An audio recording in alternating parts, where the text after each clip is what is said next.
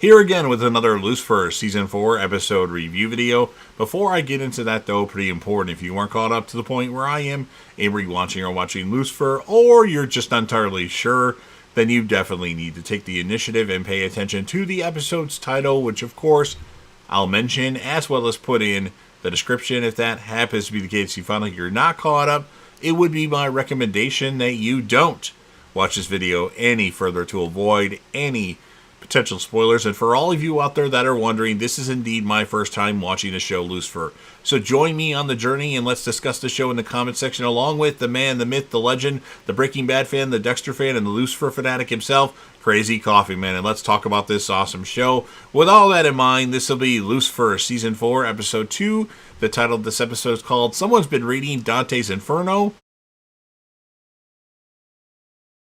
And this will be my review, reaction, recap after just finishing watching the episode. Chloe's doing her research, thinking of Lucifer moments that have happened in the past. Chloe gets startled by Father Kinley. He asks if she needs help with research. I don't think she's crazy at all, and he thinks they should talk. He knows about Lucifer Morningstar, so it's not like he's unaware of Lucifer and what he is. He tells Chloe that he's here to help. While at the station, Chloe hears his voice in her head. Every day he remains on this earth, people are in danger. Whenever he visits, death and destruction follow. Ella's chicken laid an egg. Go, Ella's chicken. Her turtle Bob didn't get along with Margaret, though.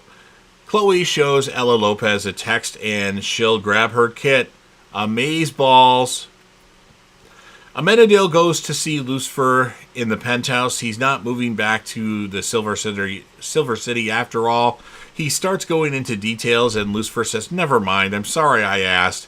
He tells Amenadiel about sharing a moment with Chloe right before Charlotte was killed. He tells Lucifer to take a chance.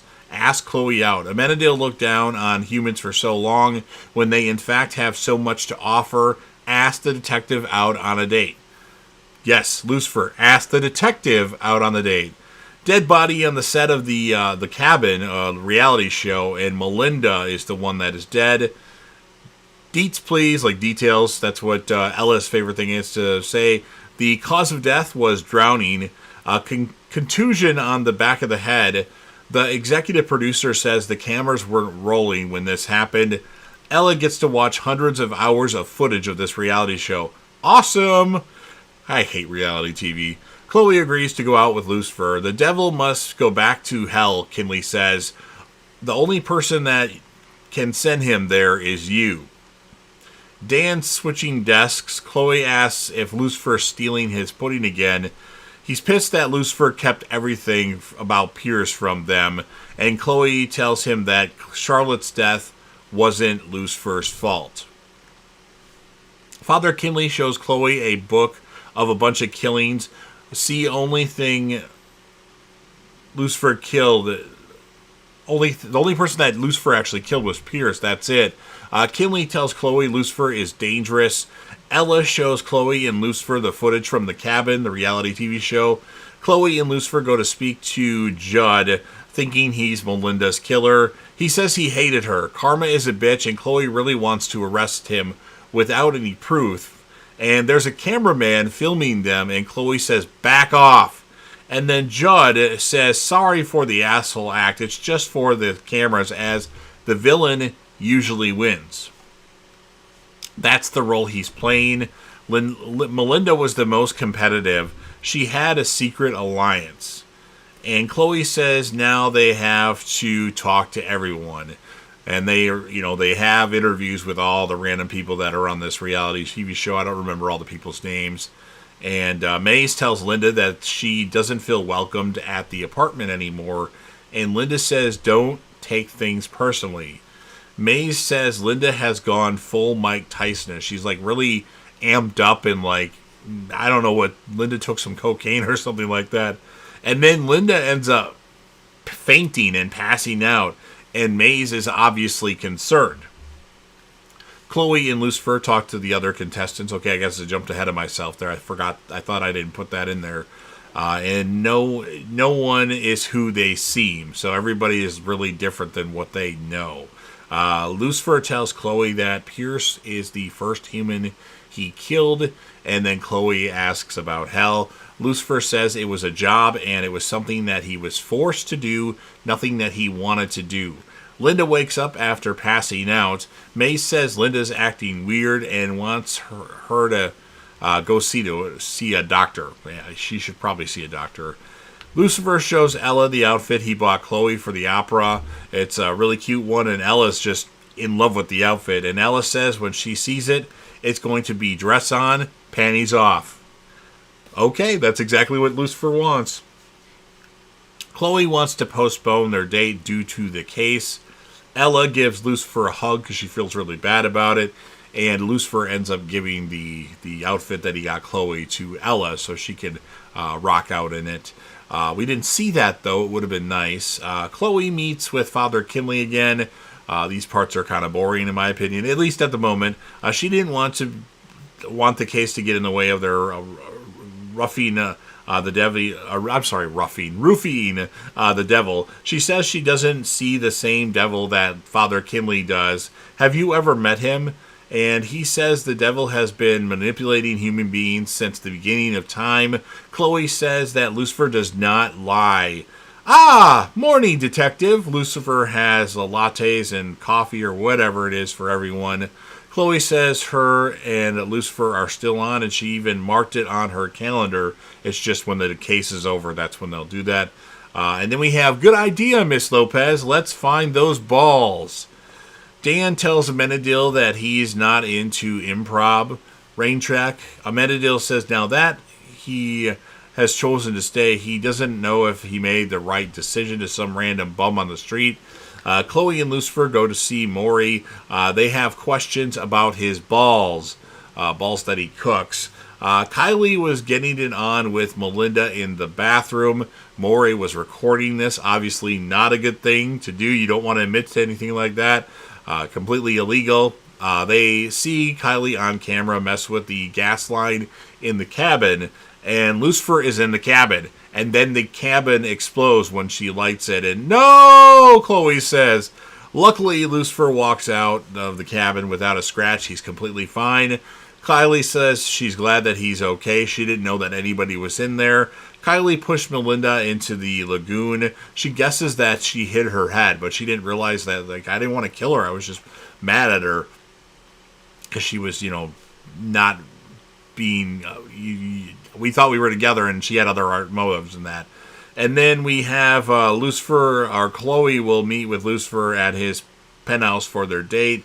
Linda gets a call from her doctor, and then she says that's not possible. I knew that where that was going because I knew some spoilers about Lucifer.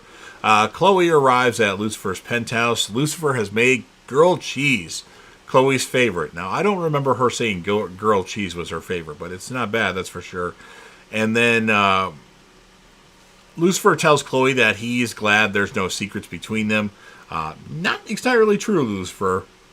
Lucifer goes to turn on the music, and Chloe's about to poison Lucifer's drink, or roofie Lucifer's drink. And then the song that the girl is... The song Poison plays really loud, startling Chloe because Lucifer hadn't turned it down since the last time he utilized it, and that made Chloe break something and didn't get the poison in his drink. And then Lucifer's trying to clean up that mess, and then he's bleeding when he's picking up the glass. And Chloe does have a question for Lucifer. How is it that you walk away from a giant fiery explosion without a scratch, but right now you're bleeding? I shot you. Malcolm shot you. Is this all to make me care about you more? What is the difference? Why don't you get hurt sometimes, and why do you get hurt sometimes? You are, detective. I'm only vulnerable when I'm close to you. Ella texts Chloe, call her immediately. Why didn't she just call Chloe to begin with? Something with a right angle hit Melinda's head. Something with a square brick hit her head. Chloe thinks that she has an idea, and she thinks she should do this one on her own. And then Chloe goes to see Tico. I don't know if that's necessarily his name. The cameraman guy. He's been working on the show, The Cabin, for all 27 seasons. Wow. That's a long time. For a show to go that long, I would be very annoyed because that's a lot of work. Tico has an axe and he knows Chloe is in on him. As Lucifer is sneaking around the place, Tico made Melinda America's sweetheart. She was going to win because of him. He's upset that Melinda bailed on him for Kylie. And then Lucifer gets in the way of Tico attacking Chloe with the axe or whatever, axe-looking thing. And then Chloe asks Lucifer about jumping in front of the attack, even though it could have killed him. It didn't hurt him. It just got him under the armpit and right here, and it basically hurt his jacket. And that's it. And Lucifer says he would do it again. Amenadiel is at Lux, annoyed with some random lady talking to him when Linda shows up to tell Amenadiel that she's pregnant. And obviously she hasn't been getting busy with many people, so that's who the father of her potential child is going to be. And then Father Kinley meets with Chloe again. She tells him she's made up her mind. She's not going to help him. She won't hurt Lucifer like that. Chloe knows in her heart that he's wrong. He's not the thing that's in that book or in the books, at least not around me. She knows that he knows she makes Lucifer vulnerable. All of a sudden my lips and throat are really dry, so I'm having a hard time talking. Maybe one day he'll see what she sees. Lucifer is playing the piano at his penthouse when he gets a text from the detective. It says, "I'm sorry, makeup date." And then somebody gets off the elevator. Lucifer thinks it's Chloe texting him from the elevator. And then it's like, "Who are you?" It's Father Kinley. He's here because there's something that you need to know about Chloe Decker. And that's what ends the episode. So compared to the first episode of the season, I actually like this one a lot more. I got more into it. As far as my score of the episode, I'm going to give it an 8.8 out of 10. And then the characters of the episode, I have to give it to Chloe and Lucifer for this particular episode because they were a focal point. Ella had her moments in the episode. Obviously, Linda Martin, Amenadiel, but I just think Chloe and the Lucifer deserve top billing for this one. But I could be wrong. So you've heard everything that I have to say about the episode. If you're a fan of Lucifer and you want to help me out with the YouTube algorithm, please consider Hulk smashing the like button or stabbing it like the devil, whatever analogy you want to use. Share the video with a friend. Put this video on any one of your social media platforms. Don't forget to sound off in the comment section about what your thoughts are on this particular episode of Lucifer. What would you rate the episode and whom would be your characters of the episode? You can do male and female or just one. And then last but certainly not least, don't forget to hit that sub button, subscribe to the channel. You are watching the video anyway. Join the team, show your damn support, and be a part of something special. And JDev will return as soon as I find out what it is that you desire.